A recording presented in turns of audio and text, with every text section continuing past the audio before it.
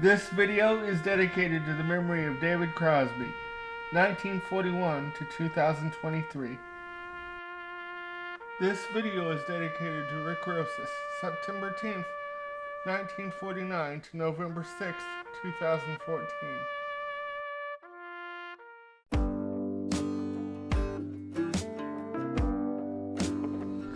Good morning, everybody. We're going to conclude the Neil Young Living with War review series today with our look at the soundtrack and live record to the Deja Vu documentary.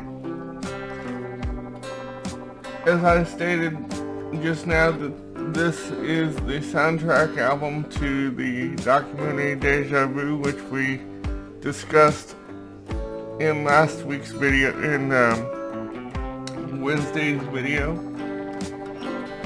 This is a 16-track soundtrack, and I love every song on the record, but my particular favorites are Military Madness and Looking for a Leader.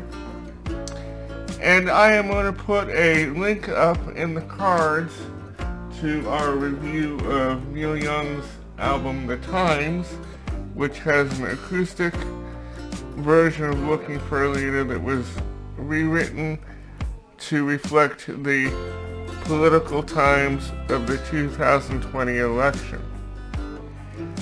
And besides, the record even has a couple passages of Living with War played on piano at the beginning and the end of the record, and also as a iTunes only bonus track there is a version of The Restless Consumer that was recorded on the tour that you could only get if you downloaded the iTunes version of the soundtrack. Besides Rick Rosas on bass and Chad Cromwell on drums, the backup band included Ben Keith on pedal steel guitar for the songs Teach Your Children and Southbound Train, and Spooner Oldham on keyboards. And some of the other songs that were included on the tour set list were Carry On, Southbound Train, like I mentioned a little while ago a few minutes ago, from David and Graham's first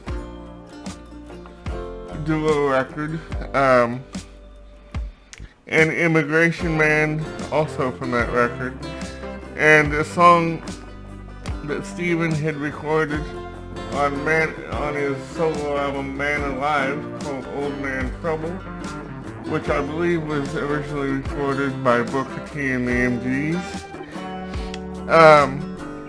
And also, I thought I would mention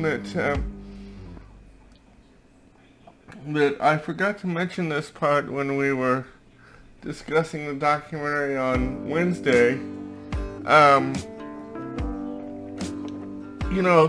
In constructing the tour set list from 2000 for the Freedom of Speech tour,